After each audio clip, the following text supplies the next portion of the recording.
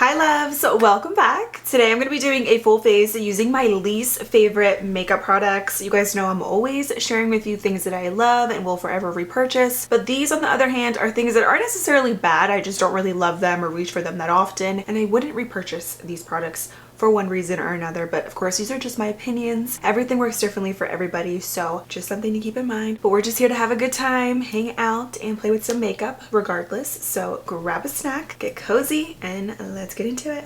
Okay, I already primed my lids as always, and I'm going to start with eyes, of course. I'm going to use the Pillow Talk Dreams Luxury Palette from Charlotte Tilbury. I don't necessarily think this is a bad palette. I just don't think it's worth the price. This is around $52, $53, and you only get 4 eyeshadows, and I don't think the formula lives up to the price. I mean, add another $20 and you can get a full-blown eyeshadow palette, for instance the Patrick Ta palette or the Makeup by Mario Ethereal Eyes palette. You know, there's so many other amazing palettes at a much better price point. Even, I mean, for $53 for 4 eyeshadows, it's pretty insane. I mean, it's a really pretty color story. If you like these kind of tones, it works, but I think you can do better than that for the price. But this is what I'm going to use today. I do like the simplicity of it and the colors, but I feel like I would be able to justify this if it was maybe even $25, but $53, that's up there in price for just 4 shadows. So I wouldn't repurchase any other little color stories like this because it's just a bit too much. I'm gonna start off with this color right here, and you know, the colors are pigmented and they work, but it's not the most amazing formula for that price.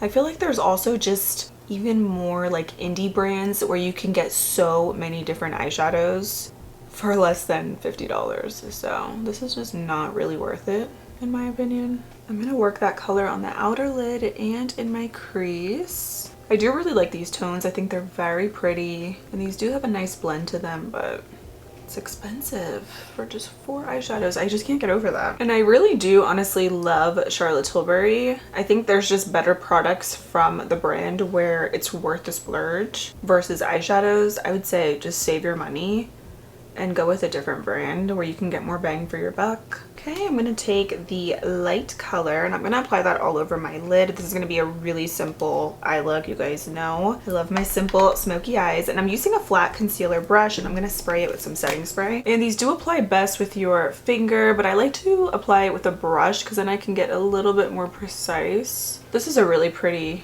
color though. I actually love this shade the most out of the entire little quad. It is gorgeous. Oh yeah, spraying your brush definitely helps with this color. It makes it look just more of a wet sheen on the lids. You see, like with your finger too, it just really pops so much more. I'm gonna apply some tapes on the outer edge, and I'm gonna do a little smoky shadow liner. So many brands have eye tape now, by the way. I've seen Catrice, Shop Miss A, Sephora collection. I'm pretty sure you could find some even just at Ulta. Definitely recommend. It just makes it so easy whenever you're doing your eyeshadow. I'm gonna just use a little angled brush. This one's from BK Beauty. It's the N11. I'm gonna take that darkest brown and I'm just gonna apply that on the outer lid and just flick it out and do a little wing. So definitely, like I said, a doable eyeshadow palette. I love the colors in here. There's too many good eyeshadows and just good palettes nowadays to spend so much on just a little quad. Unless these are just the colors that you like and you don't want anything else, then, you know, go for it. You're definitely gonna get a pretty look with it. For mascara, I have the Lottie London Super Flake False Lash Effect Mascara. I absolutely love Lottie London. They have really great products. You can get them at CVS now, which is nice, but this mascara is just not it. It definitely adds length, but it's super clumpy. I feel like it looks clumpy the minute that you add just one coat. I just don't like the formula of it. It's clumpy like immediately. I'll have to show you because I know my lashes are kind of like short right now. You can't really see, maybe you can see, but it just doesn't look good on the top or lower lashes. It's just instant clumps. So I definitely think there's much better drugstore mascaras. If you guys have watched my videos recently, you know I'm obsessed with the Cleantopia from CoverGirl. That one has just been my favorite mascara. This one is just so thick and truly so clumpy. I don't know, can you see that? Like, look at my lashes.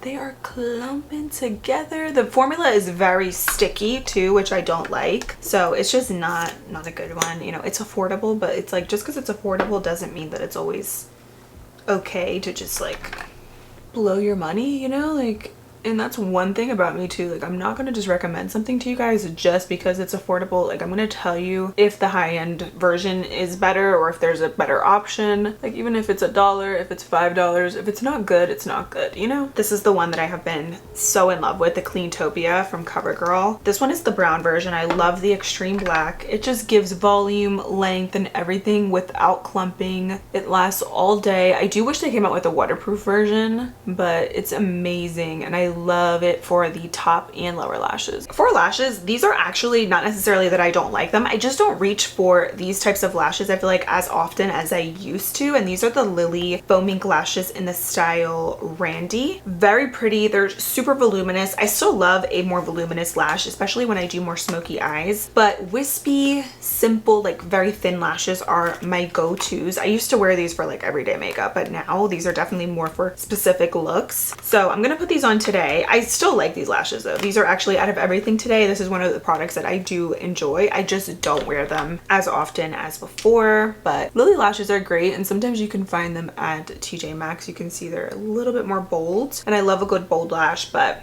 I prefer something a little bit more wispy and toned down these days. Now let's move into the skin. This might be a hot take, I don't know, because I feel like everybody loves this primer, but I'm just not a fan. I don't get the hype with this Revive Glow and Sculpt face primer. I think people maybe like it so much because of the packaging, but I actually, the more that I use it, the more I don't like the packaging. And I also, from what I've seen, this can cause breakouts, and just because of like the way it squeezes out and you kind of just like roll it on your face. It's just, from what I've seen from like estheticians and stuff, probably not the most practical product to use because it can hold a lot of bacteria over time, and to be honest, it's just not worth it. The effect that you get is really nice, juicy, dewy skin, which I'm all about, but you can get that with so many other primers that are more affordable, some even more high-end. The thing is just the packaging. Like, I feel like that's why it's so overhyped, but it's not really my favorite, to be honest. I do like the primer itself though. It feels nice, but I wouldn't repurchase it. I don't think it's a must-have. The formula is not bad because I like how hydrating it makes the skin feel, especially now that it is so cold here in PA, which, by the way, if you live somewhere where it's warm, I'm very jealous of you because I'm dreading the winter, and it's not even winter technically, and it's been so cold. But I do like what it does to the skin. I think it absorbs really nicely. Products apply nicely too over top of the primer. I'm just not really into the packaging, and I think for the price you can definitely do better. I usually like to kind of wipe mine before I put the cap on it, but I can see how this can get a lot of built up bacteria and everything. So I think it's just very overhyped, which I feel like a lot of products on TikTok are overhyped, to be honest, and this is definitely one of them. So moving on to foundation. I have here the Too Faced Born This Way Healthy Glow Moisturizing Skin Tint. I have this one in the color Warm Nude. Beautiful product when you first apply it. It definitely gives kind of second skin vibes, very glowy. It's pretty, and it's also very thin, and I like the way it just melts into the skin, but I don't like the way this wears throughout the day. It looks good when you first apply it, but then it just starts to get very cakey and dry, and it starts to break apart and just look very makeup-y on the skin.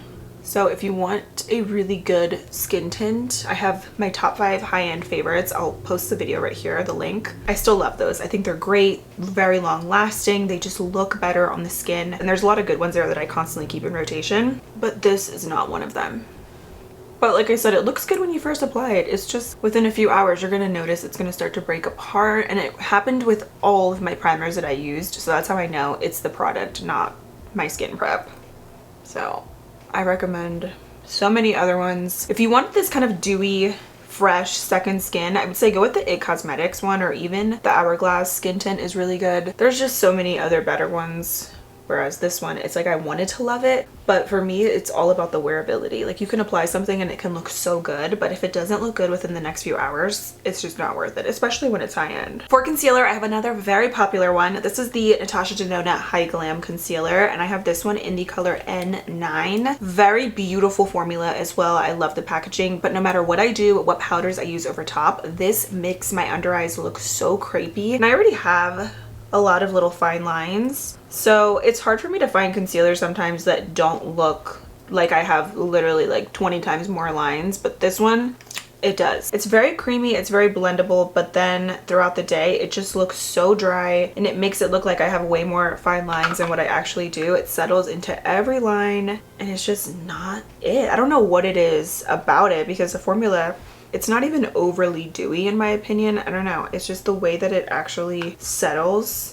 Especially after it sets, no matter what powder I use, it does not look good. So something about this formula, it just doesn't agree with my fine lines and my under eyes. I do like how creamy it is though, and it gives good coverage. I think this is advertised as a full coverage concealer. I don't think it's insanely full coverage. I think it's like a good medium coverage, but also like for me, I have way more concealers that I would recommend over this one. For instance, for me, I'm loving the House Labs concealer. Like that's one of my newest favorites of the year, and I think that one wears so much better throughout the day and my under eyes look very smooth. And you know, regardless, if you have fine lines, there's going to be makeup that's going to settle into them, like that's fine. But with this concealer, I feel like it just gets accentuated to like the 10th power, and I'm not about it. Let's go in with some liquid bronzer. I have these from Hard Candy. These are the Face Off bronzers. I don't really remember my thoughts on these. I want to say it was the shade range probably, and the formula just wasn't there for me. These two colors, it's so polar opposite. It's like one is bronze, one is totally orange. But what's crazy is I actually am a big fan of the Face Off blushes. I wish these came in more shades. This one in Born Yesterday is the most gorgeous wearable luminous Barbie pink. It is stunning, it's buildable, it just looks really pretty throughout the day. I love this one, but the bronzers are just not it. But I'm gonna go in with the color Sweet Tea. It's a little bit more bronzed. I'm not a huge fan of the formula. It kind of just melts away and I don't really like the colors. Yeah, I'm pretty sure that's why I didn't reach for these very often this year. Now they're showing up a little bit better because I don't really have much color to me, but if I was tanner, this would barely show up and it kind of just melts away or blends away into nothing on the skin. The blushes I think just have a little bit of a better pigmentation versus the bronzers. I mean, that gives some decent color, but there's only like 2 colors in here. And the other one is like straight up orange, which is just not it. So it works. I guess if you're looking for something very natural, you will like these. And maybe if you are my skin tone a little bit lighter, you could make it work. But I have other favorite liquid bronzers that I reach for that I prefer the formula, the tone. Milani has a really good one. Elf has a good one. This one is just, I mean, clearly I didn't really use it much this year for a reason. It definitely works, but I prefer the blush. But even the blush, I wish that it came in more colors because it's so good. I mean, now it's actually blending in pretty nicely, but I think if you like something a little bit more natural, if you are lighter in skin tone, you might like these. The other color I don't really like, it's a, which shade is this one in? Honey Glaze. This one is like straight up orange. I don't like the tone of this bronzer. It's literally like a terracotta orange. I definitely prefer this one in Sweet Tea, just to compare both of these. It still has a bit of that warm undertone, but it does, I think, blend a little bit better into the skin versus this one. It's just way too warm. Okay, now for blush. This is just something that it's like another like kind of okay product. This is the Merit blush in Beverly Hills. It is very pretty. It's kind of like Your Cheeks but better. It gives a very natural flush, but it's just not something that I reach for very often, but it's a pretty color though. Seems to be blending into the cheeks very nicely. It's one of those kind of like barely there blushes, so if you like something more natural, you will like this color. I just prefer other natural blushes. I forget exactly why I didn't really love this. I don't even remember if I tested this out on camera, but I mean, it is blending really nicely, but it's one of those barely there blushes, so when you set it with the powder, it's probably going to just be pretty much almost non-existent, which is not necessarily a bad thing. But for high-end blushes, I think for me, like when I splurge on a high-end blush, I want it to actually show up and not be super natural, because then I feel like I can just get a more natural blush at the drugstore. So pretty color. This is a nice brand though, because it is a clean beauty brand, but it's not really standout for me. I think the color is average, the formula also average. Now let's go in with powder. So this, I honestly don't even remember testing this out. I just got this powder out of my collection and I wanted to use it because I don't remember the last time that I used this, and it is the Ilia Fade Into You Soft Focus Finishing Powder. I just have other powders that I kind of keep in rotation. Like I'm currently using the Milk Makeup blurring powder, so good. I also have quite a few drugstore favorites. I love the Hourglass Veil powder, and for me this one, it just doesn't stand out in my collection. But let's try it out now. This is another clean beauty brand though at Sephora, which is nice. Oh my gosh, I had glitter on that brush and I just put that on my under eyes. I'm just trying to blend out my little under eye creases. Yeah, I can already tell I don't like the way this looks. When I apply powders, I know how I like my under eyes to look. And this one looks like this is a mattifying powder though. Maybe this could be better for all over the face versus the under eyes. It still looks pretty soft, but I don't know, I'm so picky with my powders because I just have so many favorites and so many that I know how they make my under eyes look. And this one is just, it's kind of chalky on the face. You know what I mean? It's kind of light. It's just kind of not really seamless. Well, I can kind of see now why I don't really reach for this powder. I probably honestly will just declutter this because I don't really like the way this looks. I don't really want to use any more of that powder on the rest of my face, so I'm just going to use a little Charlotte Tilbury pressed powder. This I love, you guys already know, so I'm just going to use a little bit of this on the rest of my face and around the perimeter. Really quick, before I add more blush, I wanted to mention this NYX Control Freak eyebrow gel. I did not love this. This doesn't really give hold or anything to the brows. I think if you want to kind of just comb through your brows, it works, but it doesn't really do much. It doesn't give hold. I don't like how big the wand is as well. I feel like for your eyebrows, it's a little bit too big. I mean, maybe if you have more bigger, like bolder, bushier brows, but I just feel like with brow gels or brow products like this, when the wand is a little bit thinner or smaller, it's just a little bit more practical. So I mean, I'm using it now to kind of remove powder, which is what I'll continue to use this for, but not something that I would repurchase. It just doesn't really give me that hold that I like with my brow gels. Moving into blush, I have this Patrick Ta blush in She's Seductive, and I absolutely love Patrick Ta. This blush is just not one that I reach for very often. I think, again, it's just a little bit too kind of natural for me. It is pretty. It really is just one of those barely there type of blushes, but it just, I don't know. To me, I think there's better options, or if you're gonna splurge on a Patrick Ta blush, I would go with his blush duos. I'm obsessed with these. These are so good. He has great shades in these. I love the formula. The fact that you get a cream and a powder is my favorite. Whenever I'm reaching for any type of Patrick Ta product, I'm usually always going for his blush duos. They are just my absolute favorite. This one is just something I can definitely live without, but I'm gonna apply it because I do know it is a very pretty. Ew, I have stuff on my lips. Sorry about that. Okay, I'm gonna put a lip color on in just a minute, but it's a pretty color. It's just not my favorite from him, but you might like it if you're not maybe super into a lot of blush and you prefer something a little bit more natural. You can see it kind of just gives that natural bronzy blushed look. So it's not so much as the formula for me. I think it's just this color specifically that I'm not a huge fan of, but you might like it again if you're into a more kind of natural blush. I actually like the way that it looks today, but out of all of his blushes, I prefer his powder and blush, or powder and cream duos. They are just so good. Speaking of Patrick Ta, his nose contour brush is amazing. I'm gonna use actually the blush since it's a little bit more natural just on the sides of my nose, but this brush makes it so easy to do nose contour. I really, really like it. And it comes with a fluffy side. I love that it's dual-ended. If you're a beginner in nose contour or you're just not really good at it like me, this is an amazing brush. I know it's pricey, but it makes it so quick and easy. You see? Like, you know what, actually, now that I'm looking at it, I'm like, you know, this color could actually maybe work for a nose contour. It is kind of warm, but since it is so natural, it works nicely. I'm dying to put a lip color on. So for lip liners, I have a lot of really good lip liners in my collection. I pulled the Too Faced lip injection because, again, I don't remember the last time that I used this or even what my thoughts were, but this is a plumping lip liner in Hot and Spicy. So I'm gonna line with this. I don't really like this color actually. I don't like this color.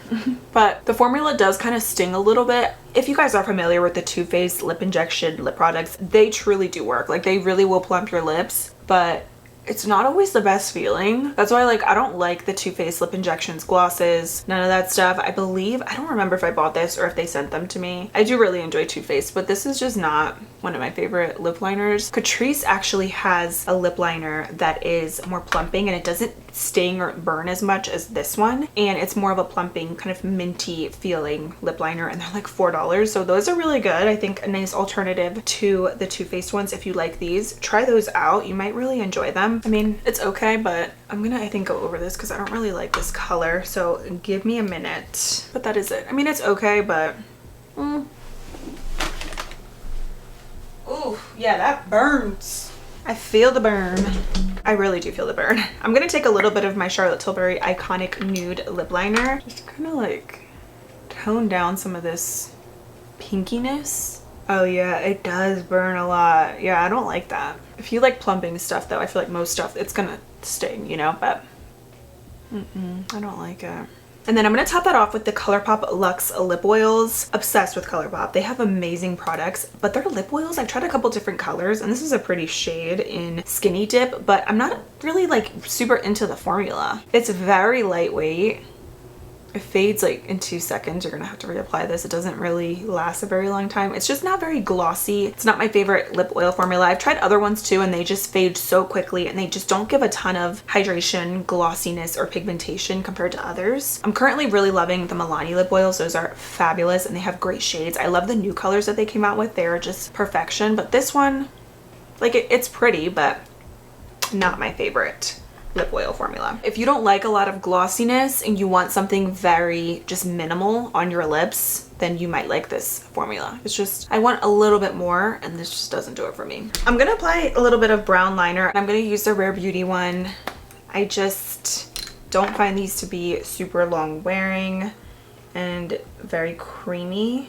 I like the KVD tattoo pencil liners more. It shows up when you apply it, but it's not gonna be here within the next hour. Last but not least, highlighter and then setting spray. The Physicians Formula Diamond Dust. I thought once upon a time when I first tried this that this was going to be a dupe for the Fenty How Many Carats Diamond Balm. It's not. This is so dry and powdery. It doesn't even give a nice effect, to be honest. It's just, no. I don't like the formula at all. It's very chalky and it doesn't look seamless when you apply it. Let me show you. It's kind of just like dry glitter on your face versus like a pretty glowy sheen. Even as an eyeshadow, like if you want to add a little glitter effect, this is just not the product to do that with. This is definitely going to accentuate any texture, anything that you have on your cheeks because of just that glittery dry finish that it has. You can kind of see maybe the glitter right there, but it smells good, which I like. Definitely has potential, but when you swatch it, you dip your brush in, you're going to get chunks, you're going to get dry glitter. Last but certainly not least, let's set the makeup. I'm going to use the JoA Setfection Transfer Proof Setting Spray. This is actually not a bad setting spray. I don't reach for it very often. It has a nice fine mist. Kind of gives me Urban Decay vibes a little bit. It honestly kind of smells like it as well. But I'm just so loyal to my Milani Make It Last setting spray. Out of everything that I use though, this is probably up there with a product that I don't think is terrible. It's just not something that really stands out to me in my collection. It's okay, but not really a must-have for me. So I think we're officially done with this look. So those are all of my least favorite and least used makeup products in my collection. But clearly you can see the products are doable. I actually really like this look, so you can totally make them work. I don't think the products are bad. They're just not my personal favorites, and I have other standout things that I prefer from these brands specifically. But if you have tried any of these, I would love to hear your thoughts, or if there's any other overhyped makeup or things that are super viral that you guys just cannot get into, let me know down below in the comments. Thank you so much for being here and hanging out with me, and I cannot wait to see you very soon in my next one. Bye!